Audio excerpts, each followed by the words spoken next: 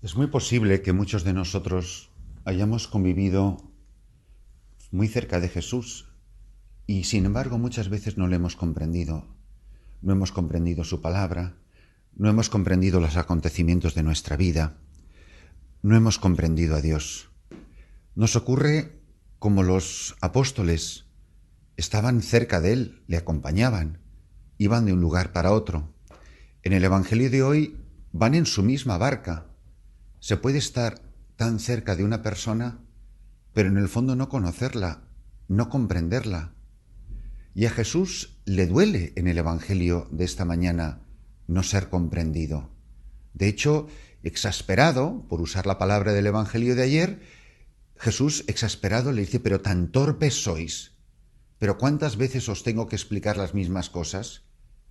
Aparece, por tanto, una actitud tan bonita, tan humana, tan propia del corazón de una persona que desea ser comprendido. Jesucristo quiere ser comprendido por estos hombres, quiere ser entendido, quiere que la gente entienda quién es Él y cuál es su misión por cosas tan sencillas. Y por eso este no comprender que le puede pasar a un cristiano que ha estado en las cosas de Dios continuamente, una persona que a lo mejor ha sido muy religiosa, una persona que ha cumplido con todas sus devociones y con todos los preceptos de la Iglesia Católica, pero en el fondo sin entender, sin saber, sin tener el sabor de las cosas de Dios. Pero qué bonito es cuando tú conoces a una persona, cuando una persona nos conoce bien, cuando una persona nos conoce que tú no tienes que decir nada, que no tienes que dar 100 explicaciones, porque esa persona la conoces tan bien, no necesitas que te dé precisamente muchas explicaciones. ¿Por qué no le comprendemos? ¿Por qué no le entendemos? A mí me parece que la respuesta es muy sencilla. En el fondo, solo comprendemos de verdad y solo nos conoce de verdad quien nos ama y a quien amamos. Solo el amor te da el conocimiento interno de una persona. ¿Por qué Jesucristo me conoce? Me conoce perfectamente. ¿Por qué me conoce hasta el fondo? Por supuesto porque es el Hijo de Dios. Pero me conoce porque su amor es infinito, porque su amor es total, porque su amor es perfecto. Y yo tendré que decir siempre que solo conozco, en la medida que una persona puede conocer a otra, solo conozco de verdad aquellos a quienes amo. Y me conocen aquellos que me aman y por quienes yo me dejo amar. Decía un verso que se repetía mucho entre los jóvenes en la iglesia, decir, no te empeñes en saber cuando es tan fácil amar. No pretendas que Dios pueda caber dentro de tu mínimo pensar. Ama, ama todo lo que puedas. Verás cómo amándole más, mejor le comprenderás. Entender, intusire, entrar dentro de una persona, que es más que comprender, que eso es imposible porque significa abarcar la diferencia entre entender y comprender. Si queremos entender, si queremos, tenemos que dejarnos introducir en el misterio, pero solamente nos admite dentro de su misterio la persona que se deja amar por nosotros y la persona a quien amamos. ¿Quién ha entrado dentro del misterio de mi vida? La persona que me ama. Y nadie me ama como me ama Jesucristo, por eso nadie ha entrado tan adentro de mí. ¿Cómo crece este conocimiento de Jesucristo? ¿Cómo entenderle cada vez mejor? ¿Cómo dejarse introducir dentro de su misterio? Pues por supuesto con el trato con Él que viene de la oración, el trato con Él que viene de la escucha abundante de la palabra de Dios, cuando rumiamos la Biblia, cuando rumiamos las Sagradas Escrituras, cuando saboreamos la palabra. Por supuesto, cuando celebramos los sacramentos fructuosamente, una persona que reflexiona lo que significa su bautismo, una persona que reflexiona el compromiso de la confirmación, que saborea el misterio de la Eucaristía, una persona que se toma en serio el sacramento de la confesión, que descubre en el sacramento de la reconciliación el verdadero encuentro con Jesucristo, el Hijo de Dios. Crece también cuando convivimos, cuando compartimos la fe con una comunidad de creyentes. Hay quien decía, y creo que muy bien dicho, que un cristiano solo es un cristiano en peligro. La fe está para ser compartida y convivida en una comunidad de cristianos, donde en el roce continuo con los demás va creciendo en la asamblea de los creyentes. Eso es lo que quiere decir la palabra eclesía, es la convocatoria, que es la convocatoria que ha hecho el Padre a través de su palabra, a través de su Hijo, palabra encarnada, en la fuerza y en la gloria de su Espíritu, que convoca a hombres y mujeres de toda raza, lengua, pueblo y nación, para que esa convocatoria pueda formar el cuerpo de Cristo, donde se hace presente el mismo esposo de esa comunidad, el mismo consorte. Por eso la comunidad de creyentes es tan importante para poder conocer a Jesucristo. También le iremos conociendo más, entrando, dejándonos introducir en su misterio a través de las cosas sencillas de la vida de cada día. ¿Cómo es verdad que Dios nos habla por las circunstancias de la vida de cada día?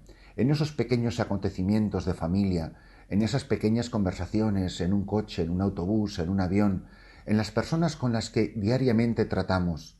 Ahí, en el rumor de la vida de cada día, es donde Dios nos va revelando la sencillez de su misterio. A mí me encanta el himno ese que rezamos en la hora intermedia, en la liturgia de las horas. Te está cantando el martillo y rueda en tu honor la rueda.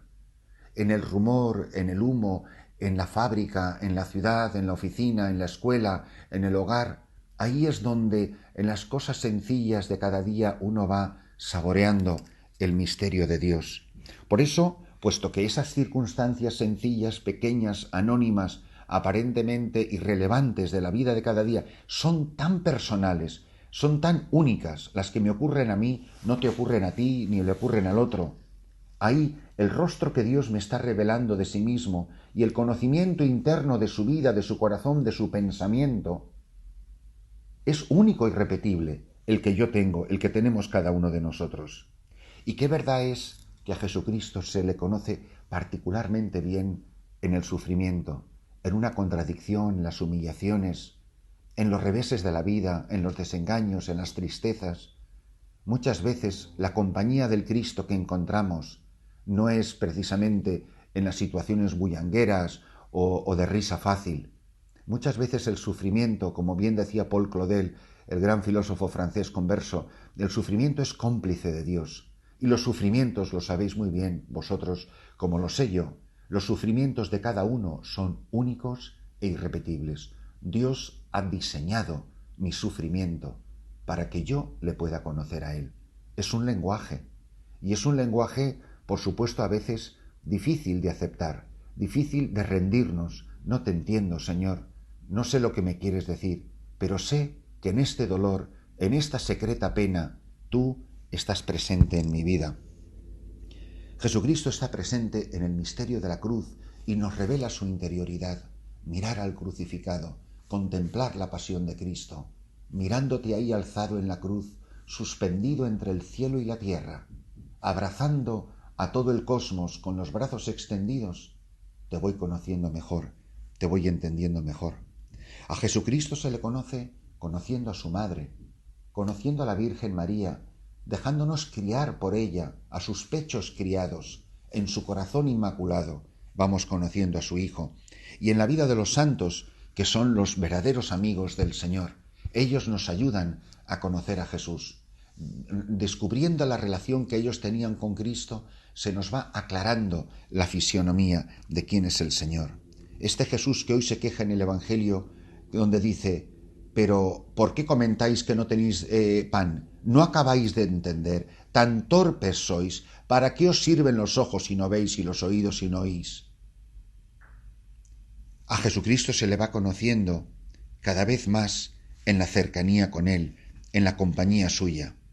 Porque bien lo sabéis vosotros y lo sabemos todos, podemos estar tan cerca de muchas personas a quienes no comprendemos ni nos comprenden, que este roce con Él nos ayude a entenderlo. Y si le entendemos, entenderemos el misterio de la levadura. Él advierte, curiosamente, frente a dos peligros para los apóstoles, para las gentes de su tiempo. La levadura, que es esa pequeña sustancia que se mete en la gran masa de harina para que todo fermente y todo se transforme. Solo que bien sabemos nosotros, hermanos, que hay una levadura buena y hay una levadura mala. Hay la levadura mala de los fariseos y de Herodes. Los fariseos no lo olvidemos. La peor levadura es la gente religiosa que en el fondo no vive el Evangelio. La gente religiosa cuya vida está en contradicción con sus prácticas y con sus palabras piadosas y con sus palabras religiosas, pero que en el fondo están viviendo una dicotomía existencial, una esquizofrenia antropológica, que están viviendo en constante contradicción consigo mismos. Y nos pasa a todos, que es lo que sencillamente dicho es la incoherencia de la vida. Podríamos pararnos a pensar, ¿quién ha sido la mala levadura que me ha hecho daño en la vida?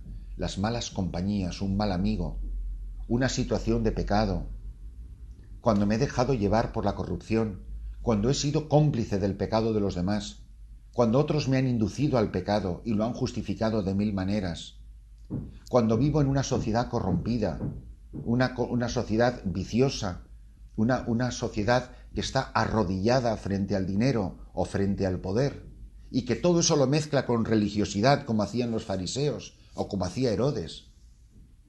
Por eso deberíamos de preguntarnos, ¿yo de qué levadura tengo que librarme? ¿Cuál es la levadura mala que en este momento me está haciendo daño y que está malfermentando mi vida? La verdadera levadura, la que transforma el cosmos, la que transforma la creación, la primera levadura es el Espíritu Santo, es el Espíritu de Dios. Él es la levadura que transforma la masa del cosmos, de los cielos y de los firmamentos infinitos. Él es el que ha transformado la humanidad.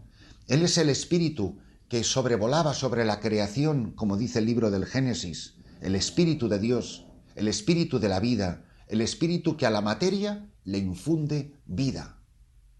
El Espíritu Santo, que es el mismo que sobrevuela como una sombra sobre María y sobre la Iglesia permanentemente. Él es la levadura buena que está transformando la historia, que está transformando la existencia, que está transformando las vidas de cada uno de nosotros. El Espíritu Santo. La levadura buena somos cada uno de nosotros, porque así como ha habido levadura mala en nuestra vida, ¿cuánta levadura buena ha sido? Un buen amigo, una conversación, una homilía, un rato de oración. Todo aquello que ha fermentado la masa y nos ha convertido en un pan delicioso para que la humanidad pueda comer. Nuestras obras de caridad son la levadura buena que transforma el mundo. Cuando nos acercamos al enfermo, visitamos al preso, vestimos al desnudo. Cuando damos de comer a aquella masa de humanidad que hoy en día nos rodea y que no tiene el pan o el techo sobre sus cabezas. La gente es cuando luchamos por la justicia social y hacemos posible que el reino de Dios se haga presente aquí en la tierra. La Iglesia es la levadura del mundo. La Iglesia es la levadura de la humanidad. Por eso es tan importante que la Iglesia llegue a todos los rincones de la tierra para transformarla. Si nosotros hemos llegado a esta pequeña misión en este desierto de África, aquí en Gode, ¿para qué es? Para que todo esto se transforme, para que se transformen las vidas de las personas. ¿Cuánta levadura buena ha pasado por nuestra vida? La levadura buena es Cristo con su Espíritu. La levadura buena es la Iglesia, animada por el Espíritu Santo, que transforma una humanidad que apesta a muerte, que apesta a decadencia, que apesta a podredumbre. Que el Espíritu de Dios, que vive en la Iglesia y que hace que Cristo resucitado esté presente en medio de nosotros, nos convierta a todos en la levadura buena que transforma la humanidad.